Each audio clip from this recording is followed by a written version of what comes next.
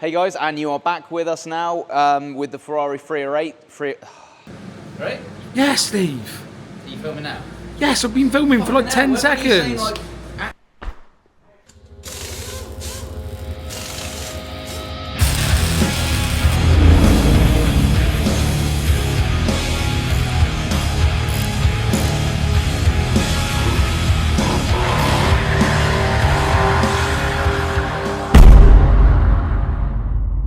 Ferrari 308.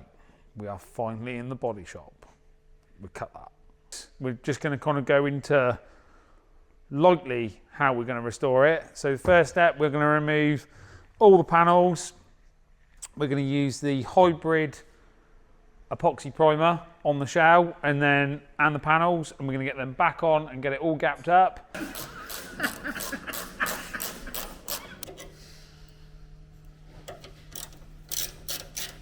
When I come to gap the doors up,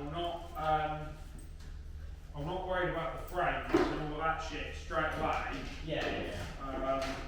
We have got it. Finally landed, Jack. After a year.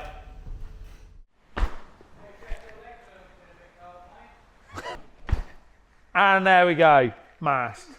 Blowing all the doors off, everything's stripped, we're ready to push it in the booth. We'll see how good the metalwork is in a minute.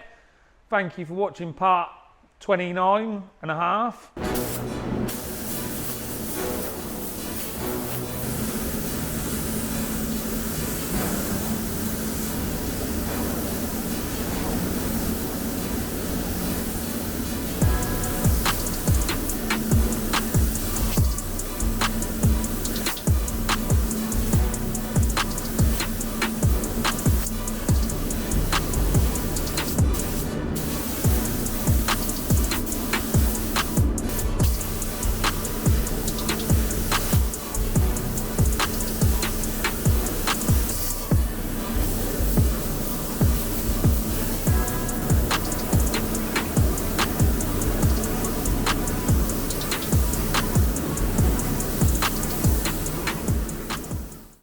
Everything's epoxied, doors are back on. We'll put the bonnets on once we've given them like a rough sort of shape. Next stage is filling all the low spots with like metallic or fiberglass filler, if it is really deep, and then we'll be moving on to blue light and sort of skimming down all the sides, making sure everything's perfect and straight with lovely crisp swage lines. So not going to go into too much depth about grit and application because we've already covered that in previous videos. So we've started the filling process. We use some aluminium filler in the deep parts of the dent. Then we, as you can see here, we put some more epoxy over the breakthroughs and then re-skimmed it with blue light. It may look like a lot of filler in there, and there is, but it's all going to be blocked back out to make sure we get the perfect straight side. So at the moment, we are using a bed sander, which is like a mechanical block. So we'll bed sand a lot of this out, and then we'll move on to manual blocking. And then if we do need any more filler in here, which I very much doubt, we'll prime the bare metal and then give it a fine skim. But hopefully we should kind of get it with what we've got in here. So another little thing we've done, so you get it perfectly straight, is we just put a couple of little blotches in on the door. We've got the door rubber, but that's to make sure the door doesn't move. So this is going to be, in theory, perfect across the side. So we will see, time will tell, live life rub.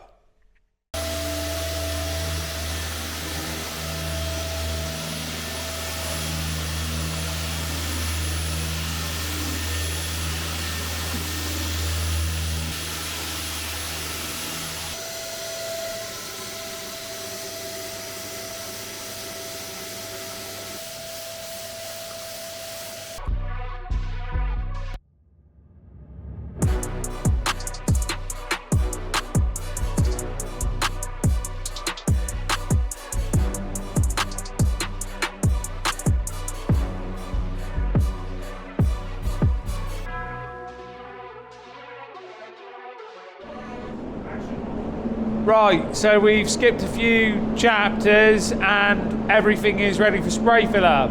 So everything's been panel to panel blocked. We'll rehang the panels and panel to panel block it again once we've spray filled it. So with our tiny little base coat gun, we're going to add an epoxy wet on wet over to the steel edges before we apply any spray filler. So the reason why we're going to spray fill it is any slight imperfection in the bodywork stage will be ironed out and the car will look silky and smooth when it's done.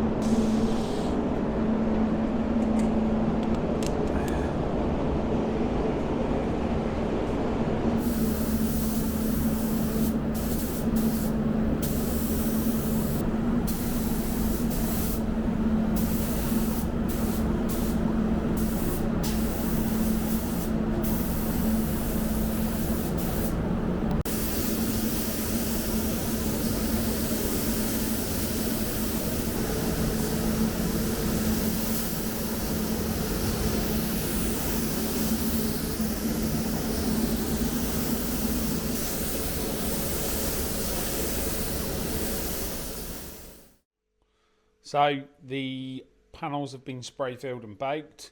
We have master prime, cool. We have master shell. We've put some isolated primer on the breakthroughs. We left it overnight and then we red scotched it and degreased it.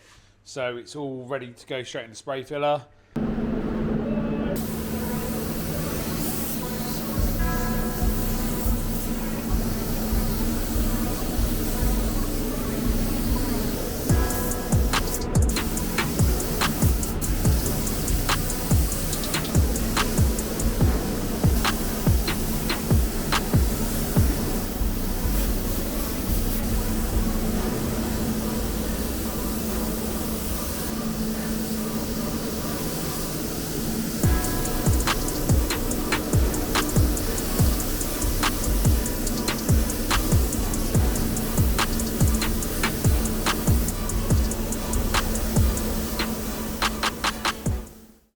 So the bonnet and the engine cover are going to be done in aluminium spray filler. So we're going to get those in tomorrow and do them. But for now, Johnny has smashed all the panels that fit on.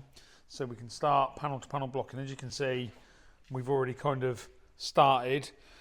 We've used a wheel arch tool to like mark all the lines. So we block the faces first and then mark the lines out and then tape it to make sure that the wheel arch stays perfect.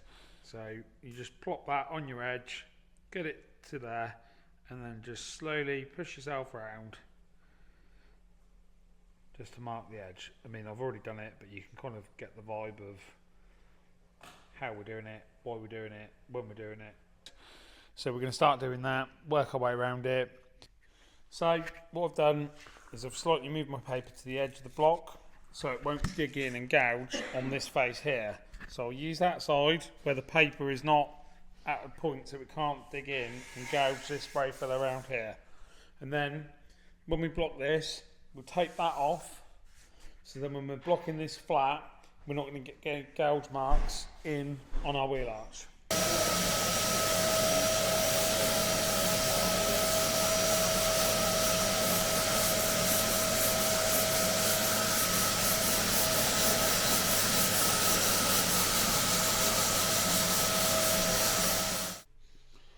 So we are blocking the car down as we speak, and also we are spray filling the engine lid and the bonnet. We are using PS aluminium.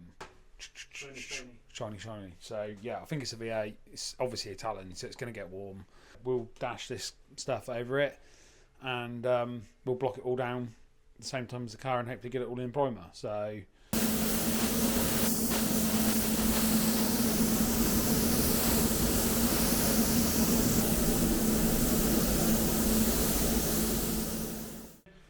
this, which most people paint black because it gets damaged, was actually body colour. We're going to get it all repaired, put it into epoxy primer, slap that back under where it needs to be, get it all blocked, and we're going to spray fill this and some of the panels that we're not too happy with on the car next. Basically, this is a seal for the Ferrari sunroof. We had basically a small portion of the seal that was intact. So I've drawn it up. We're going to try and 3D print it. It's the first time using TPU, so I have no idea what's going to happen. Hopefully it'll go well. Matt's done a stellar job in redesigning the seal as such. But it's the first time that we're using, so the TPU is like a flexible filament, and you can get different shore ratings for different flexibility and tensile strengths in the rubber itself. So yeah, we've gone for a shore rating of 85, which is slightly more flexible, so hopefully that is going to kind of mimic what the sunroof seal should be. But I think it's going to be a bit of trial and error involved. We might go for a different shore rating if this one doesn't pan out. But yeah, fingers crossed it all goes good.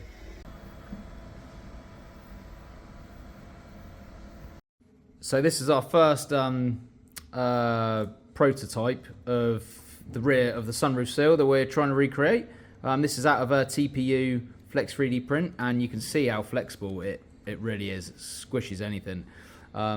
So far, so good. It's actually sitting on there pretty well. I think all we have to do is where it's formed, it's got some wrinkles in it, but I think if we warm this in place, then it'll smooth that out. Obviously, this has got a skimmer filler over that. All needs taken out first before we can finalise thickness, just so it sits panel perfect, really. But yeah, it's first go, and it's looking very promising. So we think a few tweaks to a drawing, and we'll be there on the seal. So yeah, result. Right, Matthew.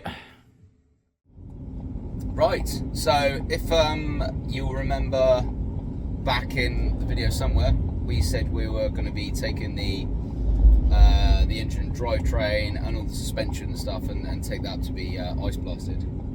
For those who aren't familiar with the ice blasting process, it's like a non-abrasive blasting method, and it cleans off all the years of like grime and dirt.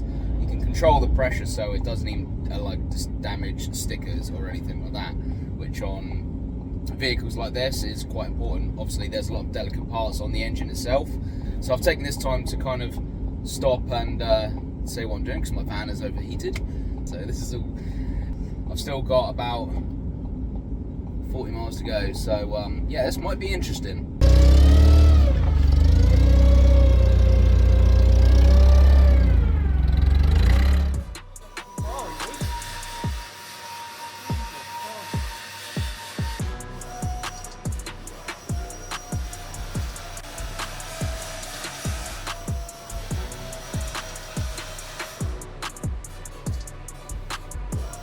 Things to take apart. Yeah, after you did the hard bit.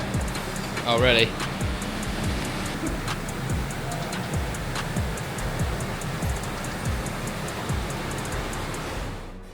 Hey guys, we are back on the Ferrari 308s now, and while the guys in the body shop are steaming along with the bodywork, we're taking the time to get all the drivetrain, the suspension, the steering, get all that kind of inspected, torn down, refurbished, and recoated where necessary. In the boxes here, all the hubs have been torn down. Although it's generally quite a basic suspension twin A-arm setup, Ferrari got a good knack of putting it together very awkwardly, so it makes disassembly very time-consuming and hard work, really. The hubs are all now stripped down. Most of the stuff has now been sent off to be blasted and powder coated. These though are the main bearing hubs, so we're just going to blast these and we're going to paint these in like an epoxy black primer before putting the bearings back in. They're cast aluminium, so the idea is we don't want to ruin the bearing mating surfaces with heavy blasting and powder coating, so we're going to do those ourselves. The hubs and the spline shafts were an absolute pig to get out. Again, we're going to get these all cleaned up ourselves. The suspension bushes are welded into the arms, so you have to kind of pick out the welds and press them back out. So all that stuff is all good fun. These are the suspension mounting points.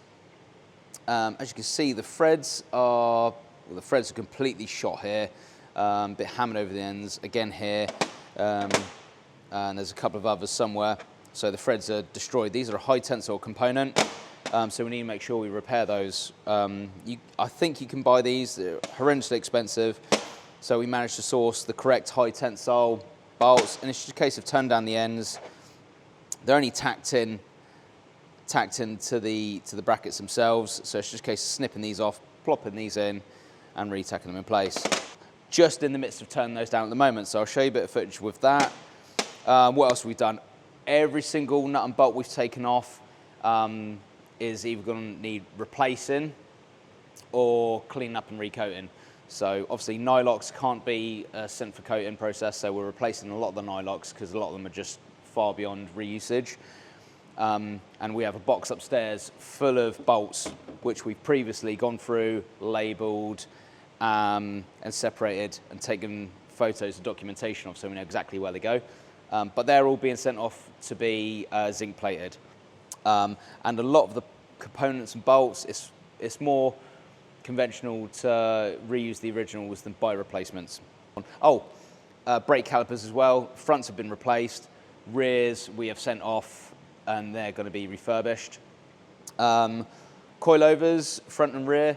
Funnily enough, one of our viewers contacted us and he had some aftermarket uprated coil springs and shocks, as well as an uprated anti-roll bar. So through the powers of social media, he tracked us down and we've managed to buy those bits off him. So the suspension's now been sent off to a Coney specialist who's going to tear them down, refurbish them, and send them back to us. That was a lot of talking, a lot to take in, probably a little bit boring. Here we have the box full of hardware. So you can see all this, we've gone through everything, like I say, shot blasted, wire wheeled. It just makes the process a lot better, a lot cleaner, and a lot quicker for the plating side of things. So rather than being a bit lazy, throwing all the parts, sending it off, more than likely 75% of that stuff you're going to get back is going to be pretty bad. So we'd rather take the time and just get it all done properly. So all that is ready to be synced now. These are the other suspension arm fixings.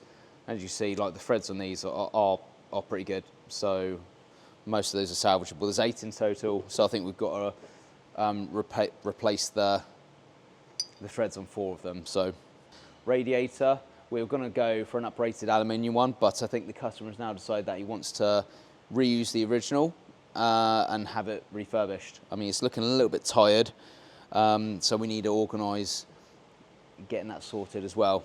On the steering rack, one of the tie rod arms has got significant play, and we found out that there's meant to have nylon bushes inside the housing itself. Nil point, ours are not there. So we are buying a rebuild kit and we're going to refurbish the original rack. Now you can buy aftermarket reproductions. They're not too bad, £500–600, but they are a reproduction. So I always like to keep original and restore original where possible. So whilst we've done that, the engine and gearbox got sent off for dry ice blasting, just to give it a clean up and bring on the aluminium back to what it should be and get rid of all the grime. It didn't really turn out as well as what we thought, so we're going to have to do a lot of that manually ourselves anyways. But the engine and drivetrain's always been looked after on this car, so serviceability wise it's really good. We're going to replace all the service items, hoses, clips, all that kind of stuff, but generally that's about where we're going with the engine, nothing else. Right, that gets you up to speed, I think, where we are. Sorry, I've just been kind of regurgitating a load of jargon that I lost in all the footage that we can't use. So I do apologise that we don't have as much like interesting footage, and a lot of it is me just spouting waffle. Thank you for keeping up and being patient, waiting for this next video.